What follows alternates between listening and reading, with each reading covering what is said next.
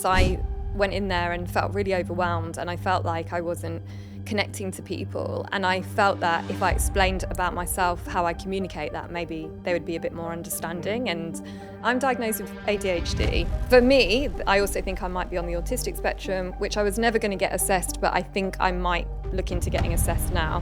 One part of my brain wanted to run away, the other part of my brain was like trying to make sense of the people that I was with, who it like wasn't necessarily like vibing with in the best way. How has life been since like leaving that Big Brother house? There have been a number of housemates that have used their platforms to speak negatively about me for a long time. It's been going on since we left the house up until a few weeks ago. What? There was one person who just said something that was completely false, that I'd sent them disgusting messages which had got misinterpreted by someone else who was watching their live into that I'd sent them abusive messages, which was just completely untrue. They blurred over the Palestine melons. And that was like a big thing of still like, why did they do that? Why did you blur it? And some people felt that the message that I was wearing was genocidal itself, when actually the message is the total opposite. Yes, yeah.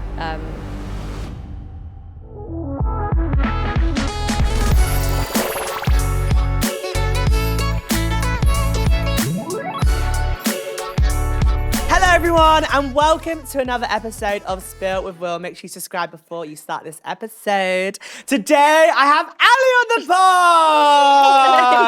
pod, also known as the winner of Big Brother. I thought you were going to say the Red Witch. Well, I was going to say, am I allowed to say that? Straight in with the witch slander. No. The Red Witch of the Big Brother house. I am so excited. It's our first time meeting. It is. I feel like I've known you for ages because I watched Big Brother. I feel like everyone must say that. I feel like I've just known you for like time. Oh yeah. I mean, you only saw a tiny part of me, so if any of that is negative, then I'll blame it on the edit. It does feel weird though. You know, like when you've been watching someone on your screen for so long and you're right in front of me, it does feel a bit weird. I'm like, oh God.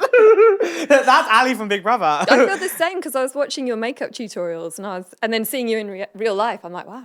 Wow, looks so pristine. Oh, stop it! It's the hair for me. It's the hair. It's giving length. It's giving life. I'm obsessed with you, so that's why I really wanted to have you on the pod. Oh, thank you. Obviously loved you on Big Brother. Obviously when you was on Big Brother, vote to save Ali 10 times. Vote to save Ali on the app. Thank you. You're the reason I stayed You had the in. gaze. we were rooting for you. We were like, Ali has got to win this show, and you won it. What's that like? That's surreal. It was really surreal. It feels like such a long time ago now. It's like it was a dream that just didn't happen. I'm like, that happened to someone else. And if I see clips of myself, I'm like, oh, who's that? Yeah. It's kind of weird, but yeah. How has life been since like leaving the Big Brother house? Really good. It's been really fun. I've met loads of nice people. Like coming out and, well, obviously you watch Big Brother, so in the house I didn't have the most fun. You were fun to me. I thought I was going to have. But coming out and just seeing kind of the support and how happy people were. And Us Ali fans were, Yeah. we were diehard Ali fans. I've had some really nice messages. And since then, I've just been enjoying life, really. Doing lots of fun things like this. Yes, exactly. She's on the Spillville pod. Yeah. I think it's quite surreal, though, going from like you went in there with like a normal job and then you come out of it and then you have all of these opportunities thrown at you. Yeah. And it's like, and being the winner as well, that's kind of like, whoa, like such a life change. Are you still doing your job now? I'm doing bits of my old work, but it's sort of on pause. I can't do exactly what I was doing before while I have open social media accounts and things like that. Oh, really? Yeah. So I kind of have to make a choice. And at the moment, I'm on a pause from my old work. But I still do bits, but just not in the same way. Can you explain what you were doing before the show? So before I was working for a company that basically sent me into different prisons all over the country to assess people to see if they were okay to be released and to re-enter society. Yeah. That's crazy. Yeah. So I don't know if I knew that. I knew you was a psychologist. Yeah. But I didn't know you were doing that. Yeah, forensic psychologist. That was the bit that I was doing. Is that what forensic means? Yeah, so it's referring to any part of like illegal psychology. But before that, I was working in mental health for years, psychiatric hospitals, and yeah. How long were you a forensic psychologist for?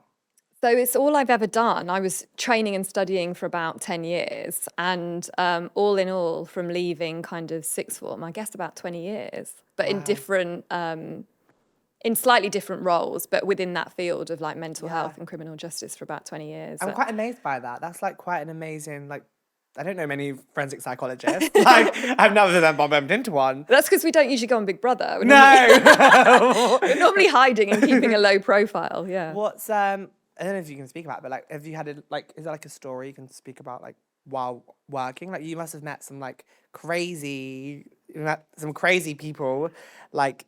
Yeah, but I can't talk about it. No, you can't. And that's fair. And I get that. Because I think everything's meant to be confidential. Yeah. But that's just wow. You must have seen a lot. But yeah, it's very interesting. It's very sad as well. You know, you're working with people in really difficult, traumatized situations. And So would you be, sorry, I'm bumping in. Would you be like, so have you watched this, is it called The Substance? Not The Substance. What's that show that's with the boy? Adolescent. Have you watched that? Yes. There's episode 3 where there's that like psychologist. Yeah. So I would do Was that you? You was her? Oh my God. Yeah, I would do that kind of thing. Yeah. Oh my gosh. Oh my God. Is that not scary? Not really. Not as scary as the Big Brother house. No. I'm not going to lie. No, obviously there's times when you're working in high stress situations, you're working with people that are upset, sometimes you're giving bad news, so things can get tense. But I've been quite lucky. I've always managed to get on well with the people I've worked with and have good relationships. So, yeah. Love that. What made you apply? I think I got to a point where I'd worked in my career for quite a long time. It's, like you said, a very serious career, very kind of square. You can't really do anything. And You thought, Big Brother, do you know what I mean? I felt, I love my job. I find it interesting. There's parts of the job that I've really enjoyed. There's also parts of the job that I found really frustrating. You're working in systems that are supposed to be about rehabilitation and they don't always achieve kind of what they're meant to do. And I kind of got to a point where I was like, I hate the expression, but a bit like YOLO, you know, like let's see what else there is. And I spoke on the show as well about losing my brother, and that kind of gave me the kind of kick to be like, let's just do as many things in life as possible to have good experiences and good stories. Yeah. Did you watch Big Brother like before and stuff? I did watch Big Brother before. I wouldn't say avidly. I wouldn't follow a series like every episode. I did watch last year's, and you know, throughout the years when it first came out, I've dipped in and out of it and been interested in it. I remember it coming out way back in the beginning and watching it in a psychology class when I was like doing my A-levels. And they were like, it's a human experiment, you know, it's never really been done before. It's an experiment. Like, I think people forget, like, obviously it's reality TV and I love it, but like, I think people don't realize that you are like trapped in like basically a big room with all these cameras. Yeah. You can't escape. I would find that really hard. No, it's the no phone for me, but I think that would be great to have a bit of a cleanse and like not being on my phone and not worrying what people are thinking. But I guess if you're in a house full of people that maybe you don't get along with, that's quite hard because you can't escape. Yeah, it was really difficult. And there's nowhere to hide when you're just feeling sad or rubbish. Like the diary room is your only place to go if you're feeling a bit uncomfortable, really, or the smoking area. But then you're not always secret or private there either. I actually spoke to some of the producers the other day when I went back for Late and Live, and they were laughing about how there were times when they couldn't find me on camera, and they had where were you? The Red Witch was hiding. I was hiding in the smoking room, and they would watch me because there was a security camera in there, and they said they would see me crouched in the corner, like. She just needed a break. She needed a minute. Just give her some time. I would feel the same as well because like you just can't, like you're always filming, like, and you was there till the end. Yeah. How long was like? That's like a 6 weeks. Fucking hell. Yeah, 6 weeks. That's why on the end I was so confident coming out because I was so like dissociated and just so desperate to get out. Yeah. I was like, no nerves of coming out. I was just like, get me out of this house. And I was get me out. celebrating just being away from it. Yeah. It must have been wild as well to just seeing people. Yeah. Like, because you've not seen anyone, then you come out and then like there's literally like hundreds of people like watching you. And like posters with your name on. I was like, what is going on here? Ali for the win. It was I loved it. Lesbians for Ali. I was like, okay. Were you like you had no idea though, like how much like that like the fans, the gays, we was loving a bit of Ali. I had no idea. I thought I was hated outside. Because of probably how you was treated in the house, I think. Yeah. Maybe you just felt like you just Well, there was some people that really hated me in the house, and they were like, basically said I was being kept in for a hate watch. So, and I believed them, you know, that I was like hated and I was scared to come out. And sometimes when I wanted to leave, part of the reason I didn't actually leave was because I was too scared to come out and face the music because I thought I would be universally hated. Yeah, and you was nominated quite a lot. Yeah, every time it was possible to be nominated, I was nominated. So the only time I was safe was when I was head of house. The anxiety I had when you was nominated, I was like, oh my God. Because it was like vote to evict, and I was thinking, there better not be that many Ali haters. Like, I was There's a like, few. oh, how have you like, have you dealt with like much like hate and stuff and like, Yeah, I do get trolled. I mean, on my actual own, for example, my Instagram, I don't really get trolled on my Instagram. I did in the first few weeks when I came out. I think most people troll on other pages now. So they'll go to another housemate that they don't know doesn't like me and they'll talk badly there. But I just don't look at those pages. Sometimes people screenshot stuff and send it to me. And I'm just like, I don't need to see it. It's cool. no. Like, What happened the other day? I feel like you put something in your story about Alive. oh, yeah. So obviously, I mean, I don't know how much viewers follow in terms of what housemates do after the house or whatever, but there have been a number of housemates that have used their platforms to speak negatively about me for a long time. It's been going on since we left the house up until a few weeks ago. Get over it. Yeah. So, and actually, Linda. you know, most of it I ignored and I was aware it was happening. I wasn't watching it live. I wasn't watching it at the time, but people screen record things and show me. And mostly if someone's just kind of singing a silly song about you or putting your name into a diss track or a rap, you can laugh it off. But there was one person who just said something that was completely false, that I'd sent them disgusting messages, which had got misinterpreted by someone else who was watching their live into that I'd sent them abusive messages, which was just completely untrue. So that's the only one I've responded to with the statement that you're talking about, because I was like, actually, at some point you do have to correct misinformation, because it's one thing to go on a live and talk for hours about how you hate someone. You're entitled to your opinion, but to actually make something up is a bit of a... Were there any a receipts reach. though? No. So if there's no receipts, I'm always like, if you're going to say something, you've got to have receipts. I mean, this came out in March. I hadn't spoken to that person since around Christmas time. And the message, I know why they didn't want to share the message. And actually, it's because I was questioning them about something else they said about me that was not true on a podcast. And if they showed the messages, they would have had to show that they were also saying other things that were not untrue. Yeah. But there was nothing horrible about the message. It was actually me saying, can we have a chat on the phone? Because I wanted to have You wanted to just speak about it, yeah. Yeah, amicable conversation, but here we go. Anyway, well, you explained that very well. I can't believe like that is still happening. Like, what? It's because it happened quite a while ago. So I just think people just need to let go of that, like, hate train, like... I'm hoping it's died down now. Yeah.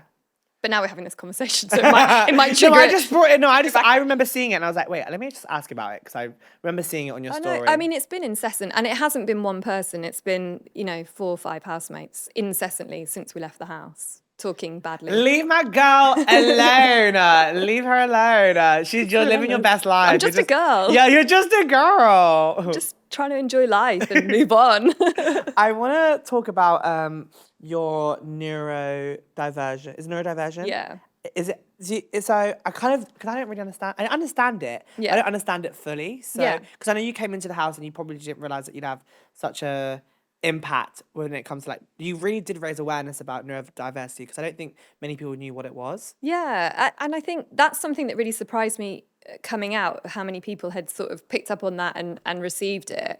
The reason I brought it up in the house was because I went in there and felt really overwhelmed, and I felt like I wasn't connecting to people, and I felt that if I explained about myself, how I communicate that, maybe they would be a bit more understanding and a bit more understanding. So I'm diagnosed with ADHD.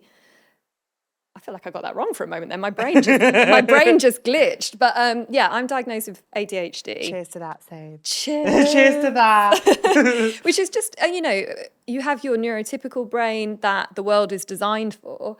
And then you have people who fall outside that. And we have a different way of thinking, a different way of managing emotions, different way of communicating, a different way of managing emotions as well. And there's also a sensory element of that. So neurodivergent people often find themselves in situations where, you're more stressed out or overwhelmed because things like lighting or sensations bother us more than neurotypical people. For me, I also think I might be on the autistic spectrum, which I was never going to get assessed, but I think I might look into getting assessed now because I tried ADHD meds and at first I thought they were amazing. And then I was like, no, they were not working for me. I've ditched them. So I think maybe a bit more exploration about what's going on for me would be helpful. I was the same. I was like, I don't know if I can take this like this much. Yeah. So it was a bit of thing. I'm just living with it. Yeah. I'm just living with it. Like, just embrace it. Like, I have to own. Like, but sometimes it's like you're trying to grab hold of your brain and like, you can't think clearly and your mind's going a million miles an hour and I can't organise my day or my time. And I literally was like, I don't know how to explain to people that I cannot make my brain get me through the day in the way I need to. And it's really frustrating. That's really hard doing that though in like a closed environment, like the Big Brother house. Like that I feel like I would have gone in there with energy, but then I probably would have like slowly just closed in a bit because I would. It's just it's the overwhelming. It was the overwhelm, yeah. And I think for me, I went in really blasé. I thought I'd be fine because I'd worked in stressful environments, because I'd been really competent and capable at work, and I can talk in courtrooms or parole boards or big meetings, and I can be confident and assertive and work with people that are under stress and maybe even being aggressive towards you and stuff. All of that I could manage, no problem. So I was like, Big Brother house, going to be easy. And then I went in and I was like, and I felt like I was like frozen in my body and in my brain. Like one part of my brain wanted to run away. The other part of my brain was like trying to make sense of the people that I was with who like wasn't necessarily like vibing with in the best way. And it was just really tricky. And I was so blasé and I found it really hard. And I was crying a lot. And then I was like, I came in here for fun. Yeah, and it was like more of like a YOLO experience, like you said. Like, and then Aw. Did you have any like support like while you was on the show, like with like the team and stuff? Did you like feel like you had to get support? Yeah, so we there's a welfare team and there's a psychologist that's part of that. So they did, I think, a midpoint check-in anyway with the psychologist. We all did.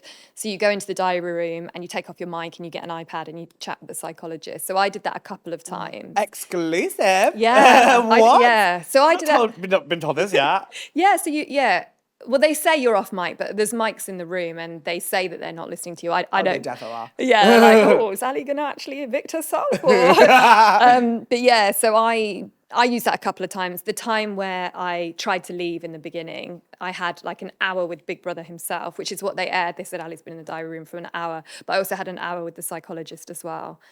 And I was absolutely like sobbing. Like I had a massive, I was in the, it's so weird looking back, I was in the diary room chair with an iPad and speaking to the psychologist. Yeah, speaking to the psychologist with a lap full of snotty tissues. And at the end I was like, what do I do now? And they were like, put your tissues in the hatch and go back.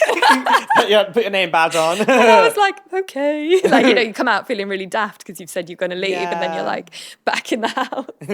Oh, I feel like though, like, sometimes I felt like you was going to leave though. Sometimes I felt like you was actually just going to leave. There was a couple of times. The one time that they aired, I was really like, I ready was going to go. Yeah. And it's so funny how that gets reported on because I've read things from people being like, girl, you were not going to go. You had your slippers on and blah, blah, blah. And I'm like... I would have left. Yeah, do you know what I mean? My home's probably 20 minutes away. I'm like, well, first of all, they confiscated all my trainers. So I was down to like one pair of Vans and a pair of slippers anyway. And two, I didn't have control over when I went to the diary room. They called me in. So at the time I was packing in my slippers. So yes, I was in the diary room in my slippers having that conversation. But, I think people read into things and they watch the production without knowing how much they're not seeing. And that's totally fine. Like, it's there for entertainment. It's not there. Do you feel like they probably made you stay in though?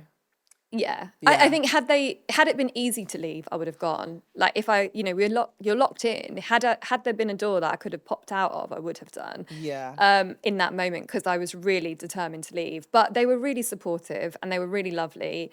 The welfare team were fab, and even Big Brother himself is such a nice person to talk to. So kind and so empathetic. Lily said this. Yeah, really nice. She was like, they would have like proper conversations about what they thought he'd look like. Yeah, because there's a few Big Brothers as well. But obviously, I think when they show the final show, it's just one voice has been dubbed over. But there's because they work obviously on rotation. Yeah. But then, yeah, they're just really nice people that you talk to. What do you eat in the Big Brother house? Like, what do you actually eat? Well, we didn't eat much, but just you do a food shop. So whatever the group decides to put on the shopping list, but obviously we kept having rule breaks. Oh, yeah. Shout out Lily. Shout out Lily. Shout out Lily. So yeah, we ended up on like gruel at one point, which is we just had porridge oats and water, which was crazy. Oh, that's rough. Yeah. Oh, no honey? No honey. They took pity on us after about 24 hours and gave us some honey and milk at one point. Oh, okay. Still no. Still no. They probably hear some of us talk about this and they're probably like, you only had your food taken away for a day, guys. But it felt like so long. I don't know how long we lost the food for. I can't remember. I feel like a day in there is long. Yeah, because there was at one point we were like, they took away our food and we just had porridge oats, and then they took away our hot water. We had cold water, so it was a bit bleak at times. Gosh. What time would you guys go to bed? So this is the thing. You didn't know the time though, did you?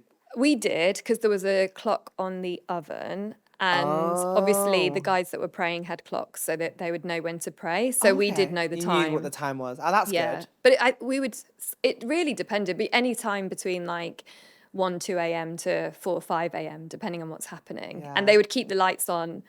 So you could go to bed sooner, but they were like, you can go to bed, but it just depends if your housemates let you sleep. But the lights are on bright, so they keep you up dead late, and then you sleep in a bit later and do stuff. In the afternoon. When you was in the house though, sorry, this is so off topic, but it's like my brain is like, oh my god, I need to ask all these things. But you had no idea how big of a thing was when you had the watermelon T-shirt. Yeah. You had no idea, like, because you was in the house, but that was a big thing. Like, everyone was I didn't realise. kicking off, like, as in terms of, like, because they obviously cut out did they cut it out, or? They blurred over the Palestine melon symbol. Yeah. And that was, like, a big thing as to, like, why did they do that? Why did you blur it and all of that? Yeah. I think there was a conversation about whether it was intentional censorship. And I mean, I don't know what was in their minds. Was it a Palestine top, or was it? It was, yeah, it was a watermelon. Yeah, it actually was, yeah. It was bought from a charity called Wear the Peace, which donates to aid relief in Gaza. And I don't know if I think some of the negative press around that was about, are ITV censoring this, and is that an okay thing to do? I think actually, in fairness to them, they let me in with the T-shirt, so I don't think their goal was censorship. And obviously, looking at the demographic of people in there are going to be conversations. So I think it would be unfair to say that censorship was their goal in that situation. But unfortunately, there were complaints made about the T-shirt, and people had misinterpreted the symbolism, and that's why they censored it. So had I been wearing something that maybe just very clearly said Palestine, that probably would have been fine.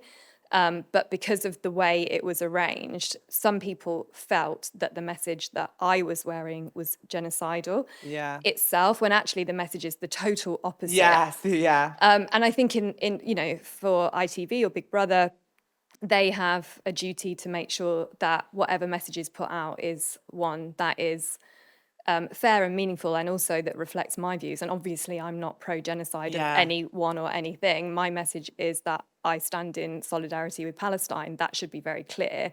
But unfortunately, there's a very small minority of people who didn't understand that and submitted complaints. I didn't know that an apology had been issued on my behalf.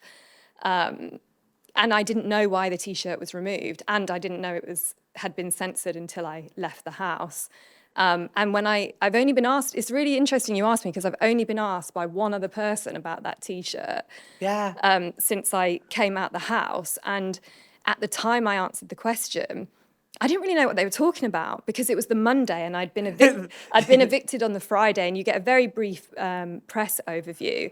And I thought the interview was, the interviewer who asked me the question was implying that there was malintent in my T-shirt. And actually, when I read the question back, I'd got it wrong, and I answered in like a really vague, fluffy way, so it wasn't clear what my stance was or what my position was. But I just didn't understand what had been out there in the press. I didn't really know what the reporter was asking me. So I gave a very neutral response, and I said to her at the time, it's good that ITV apologised. And people then misinterpreted me saying that I had... Oh, so then it became like, oh, okay, no, I know, that makes sense. So then I think then people thought that I was withdrawing my support for Palestine, which is not the case. What I meant was, if people are misinterpreting the symbolism to be something negative, then it's a good thing that they acted promptly, because I don't want anyone to think that there was a violent message in the T-shirt when it was literally bought from a charity. Yeah. The symbolism was clear. I've worn it on Palestine marches, never had an issue wearing it, and no one's ever misunderstood it before. But of course, we're living in a time where if you speak out in support of Palestine, people weaponize allegations of anti-Semitism against you. So even I think as well when you was wearing, I love that you wore these like things, because I don't think I've ever seen anyone on these shows do that. Yeah. Because I think it's like it just warms my heart a bit, because I think it's like you are an activist, like you are, like you went on, like even you had one about trans lives matters and stuff. Yeah. That was such a pretty top, and I think seeing that when you watch the show, it just reminds you. Do you know what I mean? It's so important to have that. And these are all things that I've worn in my own life when I've been to protests, when I've been to marches, and I didn't really think much beyond that. It's part of who I am. You know, I've had all sorts of things said about me that it's virtue signaling, or, you know, it's really difficult because people ask you to stand up for what you believe in, and then when you do, you can never quite get it right. There'll always be like a minority of people that are always going to have a problem, and Yeah. even like as well, like we were speaking earlier about like how important at the minute, like how trans lives do matter, and how trans people make 1% of the population, and unfortunately right now it's like there's so much in the media about like trans lives, and there's so much going on, and I watched your TikTok video about, you explained it so well, and I think that was amazing. Thank you. I mean, it's so frustrating, isn't it? Because it's a really scary time. It's a really scary time to be queer or to be gay or to be under that umbrella, and a really particularly hard time for trans people. And it's, for me, it's something that I find very overwhelming and scary, is the lack of intelligence and awareness of the people that are making these massive decisions about people's lives. Massive stripping away of a very tiny group of people's human rights for what? It doesn't even achieve what they say that it's going to achieve, you know. And I think what I was saying in the TikTok post you're talking about is that something that really irks me is that people like to talk about looking after women and protecting women's safety, but they're only doing that when they're using it to be transphobic or, you know, really prejudiced about this small group of people. Because actually, if you did care about women's safety, we'd actually be talking about the male violence epidemic. That's somehow missed all the time. But if you say that, it causes offence and outrage, like it's something that's controversial. But we have decades and decades and decades of research and stats that shows that male violence is epidemic. And actually that's what we should be looking at, not whether trans people are a risk to people, because statistically they're not. You know, when I was a young girl and I went to school and we had safety talks and stuff like that, we got told to tie our hair up so we can't be grabbed when we're walking home from school, and walk around with keys between our fingers if we're ever out alone and things like that. There was always teaching about little girls how you have to keep yourself safe from men. There's no educating men how to make sure that the women in their lives are safe, or the women in society are safe. So true. I never saw it in that way. And the minute that you talk about it, you're a raging feminazi that must be cancelled, or you're a woke snowflake. But it's just not controversial. All the stats show us that the group of people that are the biggest risk to women are men. I wonder why, though, they constantly target like trans women. It's just always the target, or the scapegoat. It's scapegoating To distract what's really going on with the world. It's scapegoating. It's something that they could push through in legislation, that they could do quickly to make it look like they're acting. And unfortunately, the Labour government has massively let down so many of their supporters, because For real. they're leaning to the right because they know that the atmosphere at the moment globally is leaning towards the right, and Labour are scared of losing their majority, and they want to now start appealing to people that before would have voted Conservative, or even, you know, more like But they're not right-leaning. becoming Labour anymore now, because I feel like I would have thought of Labour as like the party I'd vote for that would include me. Yeah. That I'd feel represented, and they would do things. But no, it's becoming a very scary world. And like I think as well, like for people that have so much to say about like trans rights, like do you actually know any trans women? Like No. these people that have so much negative to say probably don't even know what a trans person's been through. Yeah, and it's blinding lack of education. And you only need to go to any comment section of any person posting about trans rights to see the lack of education and awareness. And that's, I think, something that we need to think about when we're talking about how to support trans people, is that actually a lot of the people that are talking about trans rights are coming at it from a place of logic, intelligence, education. They've met trans people, they understand what challenges trans people face, they know exactly who poses a risk to women and children and who doesn't. So that's coming from a place of logic, reason, and intelligence. But the people that are fighting against trans rights, they're coming from a place of fear, misunderstanding, and lack of awareness. So actually, you can't win those conversations with a logical argument alone, because you default to their emotional responses. But what about the children? You hate women, don't you? Someone told me I hate women because I support trans people. So there's no logic in that response. It's just emotion. And I think that's because our media outlets and our government are propagating an agenda of fear-mongering about trans people, which we've seen happen towards members of the queer community since the beginning of time. Yeah, time and time again. But it's just scary because now it feels like we're going a little bit backwards. We are. Like, what? Yeah. Like it feels like we're going backwards, and I don't think people realise, like, if trans rights goes, then it's gay rights. Then it's like, it's scary. It's scary. It's a pendulum swing. And this is what I've said when I've spoken on Pride panels and other events that I've been invited to, that whenever there's a period of progress for any marginalised group that is trying to make strides forward, there's always a lashback. Yeah, always. If you look through history, women's rights, then there's a lashback.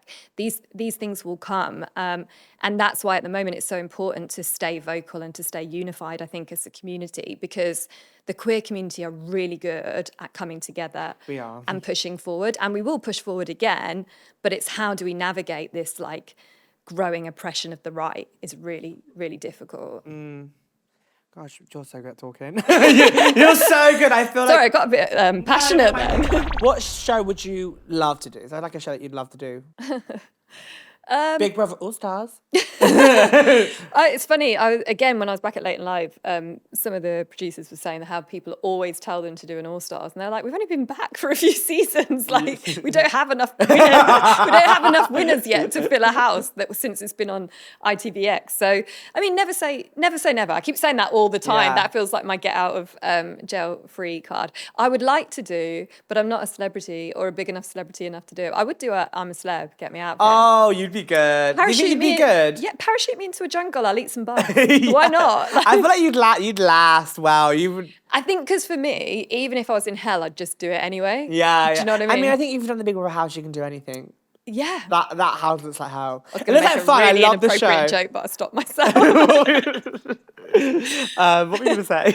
I'll tell you later. I'll tell you later. Tell me after the part. I'll tell you after. Have you had pressure do you feel like there's like pressure leaving the house to like just stay on top of things and like post and like do all of that? Because that's basically, you're low-key now an influencer. I don't know because I don't know what I'm influencing if I am an influencer. And I think I fall at this kind of weird age where I'm not going to influence Gen Z particularly, I don't think. So I'm not out here like, I don't know if I... You influence me. Oh. I'm Gen Z. I don't know. I don't know what I am. But yeah, I guess I do. The social media thing is definitely weird. I didn't even really know how to use it when I came out the house. I know. I remember. I think you had like, not even 100. Did you have like, how many followers did you have? Like 88. I remember, like, because basically, like, before the show starts, everyone finds everyone's Instagrams, and obviously, like, you have to go on private, and you don't, and then you open it. But I remember, like, you had like 80 followers. Yeah, literally close friends and family. I'd never had a social media presence. I've always kept my private life so private because I worked as well with very tricky people. It wasn't good for me if they knew anything about me. But yeah, I didn't know how to use social media, and I've had loads of help from people that follow me. Will literally send me tips of how to post things and what to do.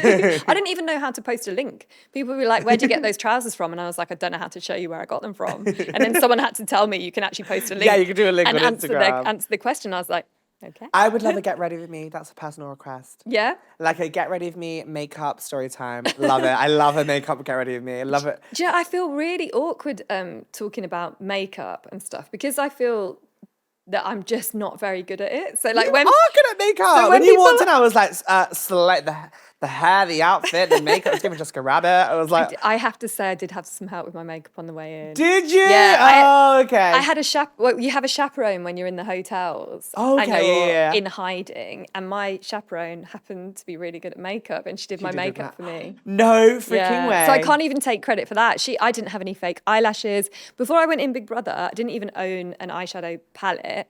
When I've talked about this before, people have criticised me for being a pick-me and being like, oh, I just don't wear makeup. It's like, no, it's because I'm bad at it. It's not because I think I'm too good for it. I actually want to go and do makeup classes so I can get better at it, but I can just watch your TikToks. You can just watch my TikToks, Yeah. but I mean, I'm a bit of a full beat girly. Like I wear a lot of makeup. I layer it on. But I love it though, and I love it when I get my makeup done professionally. I'm like, who's that? Yeah. is It's that? like, whoa. Yeah, Transformation. You look different. I was like, cool, okay.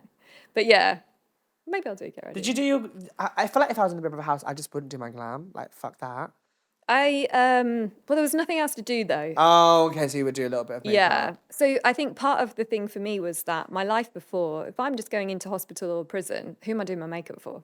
That's true. Do you know what I mean? So What did you wear to prison? That's a really random one. Like, what do you wear? just like something a bit like a suit, but a bit more casual. Slay. Just very modest and sensible. Oh, cute. I don't know. I don't know what I was picturing. I was picturing like MI5, Yeah, like yeah, yeah. Agent, Big like suit, yeah, heels, like sunglasses. black sunglasses, yeah, hair up, like pencil in hair, like Yeah. ready to go to Clipboard. work. Literally. I did have a clipboard actually. Did you ever get told off by Big Brother? I'm such a do-gooder. I didn't really get told off by Big Brother. Yeah. Lily got told off many times. She got told off a lot. Did I get told off? There was like one time where I got on, you know, the little digger.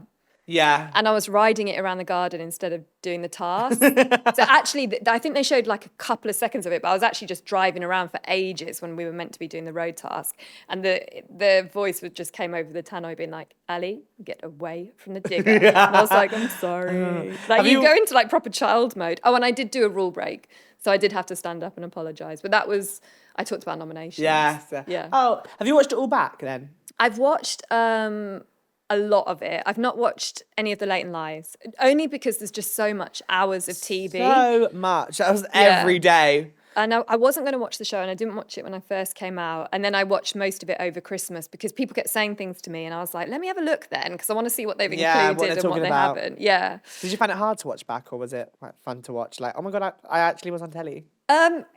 It just felt like I was watching someone else. And then like, I listening to the feedback and stuff that I got from people, I just wanted to make sense of what the edit was. So I actually knew what was included. And I was like, okay, interesting. I thought you was very good at clocking on though. Who was faking it for the cameras? You was very good at clocking on. Like, I get it though, because it is a reality TV show. But I think like you have to also just be yourself. Like drop the act a little bit. And also, I don't mind if people need to, keep some things to themselves because, they're conscious of family or friends watching. Like I did that.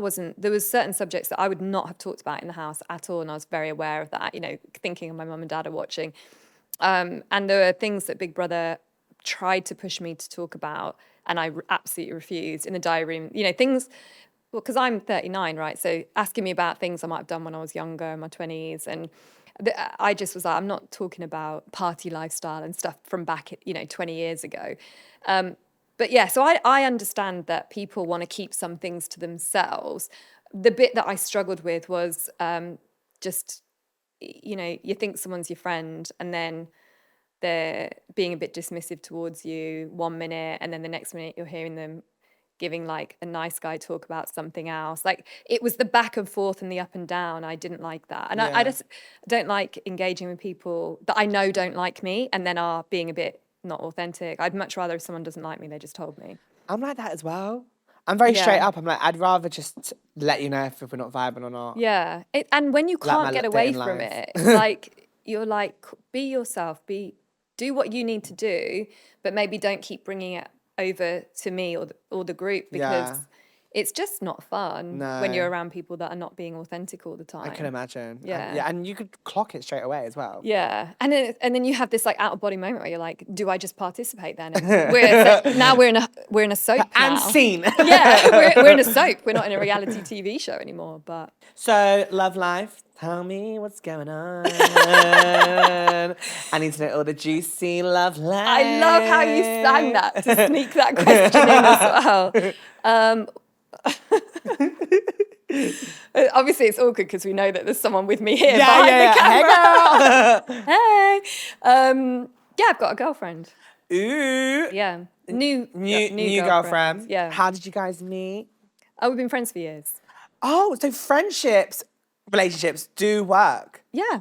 Because I'm dating at the minute. So, I'm dating. Spill. I know, spill of will. So, I've been dating this guy.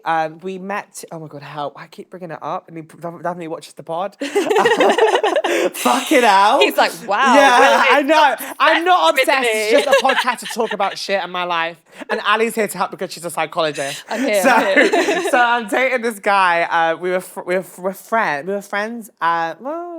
We dated 2 years ago. And then I bumped into him and we've been on 3 dates, but it's we've kissed. Oh. I think it's like we get along as friends a lot. Yeah. But I don't know where it's going. But then maybe I do kind of feel like though friends can build something because I'm really enjoying his company. Yeah. And I think sometimes we expect when we meet someone that you're going to feel like everything's so exciting, but sometimes those can be the most toxic connections. Right. And actually, maybe good things start in friendship. Mm-hmm. So you guys were friends before? Yeah. Oh. There's a bit more to that story, but I'm not sure why. Yeah, we were friends. Well, we were friends before for quite a long time, yeah. Okay, so I ask every guest to bring in 3 of their top 3 products. Okay. Ali. I've like stuffed them in my pocket. Yeah, sure. These are products you wore in the Big Brother house, or are these products some of them. So they're not taped up? Oh no, yeah, one of the ones I wanted to bring was taped up. But my makeup bag is such a mess. I was like, okay, let me grab these because they look a bit clean. But I do wear these. So, okay, First Love lip stains. You're a lip stain girly. Those are viral at the minute. Everyone's loving these. them. Yeah, You're wearing it now? Yeah, it might have worn off now, but I can see it. It's like a bit of a tint. Yeah, so I wore it as a lip liner and then just put a gloss over it. I hate lipstick. I hate the feeling of lipstick. I can't deal with the feeling. So lip stains for me are really good because you can't feel them. And then I always wear a lip oil because I like the moisturising thing.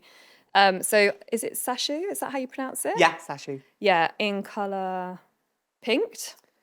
Love. Anyone who's neurodivergent, get on the lip stains because they don't irritate your skin and make you feel uncomfortable. This I literally got gifted.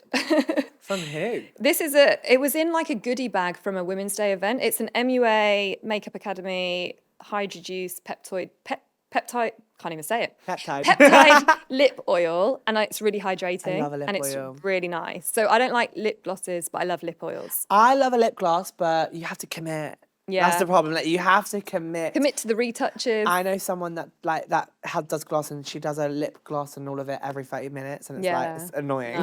I like a lip oil, nice and moisturising. So those are them. And then this... a mascara? This is a mascara. Benefit? Okay, it's e.l.f. Oh, it's e.l.f. It's e.l.f. Lash and Roll. Yes. I'm such a makeup girly. This is amazing. I didn't realise this was amazing. I also got this gifted and... If I hadn't had it gifted, I wouldn't have known that it existed. But the test that it is a good mascara is that my girlfriend twice now has tried to pull my eyelashes off because she thought they were fake. And it was the e.l.f. Lash and Roll mascara. Really, really good. And she's like £5. Yeah. She's really cheap. So good. Mm-hmm. I love these e.l.f. are expensive, actually. Do you know what e.l.f. stands for? No. Eyes, lips, face. Oh, there we go. There we go. I'm learning about makeup. Yeah, literally, yeah. I don't know what NYX stands for. I don't think it stands for anything, but it's NYX Professional Makeup. Do you have a question for me at all? Oh, I was going to ask really personal about your dating life then, and I was just like, no, maybe not. Maybe go ahead. Yeah. I guess, what are your hopes? What are you looking for? I am looking to just be happy. I want to find someone. I think it's so hard dating in the gay community. Yeah. Like, it's so hard because I think I also as well is like a lot of like, guys out there that I feel like I've said this quite a few times on the pod, but like I do feel like I'm very fetishized in the gay community just Right. because there's like the DL men, there's like the straight men, and then trying to find a gay guy that's interested because I wear makeup and everything is also quite hard as well. Okay. But then like I've been on so many dates with guys that love it and they understand it, but also I just want to find my person. Yeah. And I'll get there, but it just might take a few frogs to kiss. Yeah. I've kissed a few frogs. Yeah. It's unfortunate, but it's just a process. Would you recommend to go on dating apps? I need help. I need help, Ali. I think dating apps have their uses because it's so hard to meet new people outside of your circles. But approach with caution. Yeah. Because you can't do background checks. Yeah. Is that so? Gay guys have a grinder. Do lesbians have like a lesber? They should. Oh my God. Should I start up lesbian? They have, there are female specific ones. They've got her and they've got she. I heard about her. Yeah, but I've not been on them. I've been on Hinge and Bumble in the past, but not for many moons. Yeah. I get bored. I like a bit of Tinder because you can swipe as many times as you like, but Hinge, it stops you from swiping like 9th time. It's a bit annoying. Puts it behind a paywall. Yeah, you I'm want to just see like, more people. Is that it? And I'm like, I'm on Tinder. I just want to keep going. Like, it's quite fun just to swipe. But then are you just swiping? You're not even actually looking. You're just like... Sometimes I'm looking, but also I'm just like swiping. I'm like, oh, 35 doctor. Oh, money. Rich. Doctor. He's traveling. Rich. Anyways, my love, thank you so much for coming on the pod. I'm a massive fan. And thank you so much for coming on. Yeah, thank you so much. It's been really fun. Thanks, guys. See you in the next one. Bye.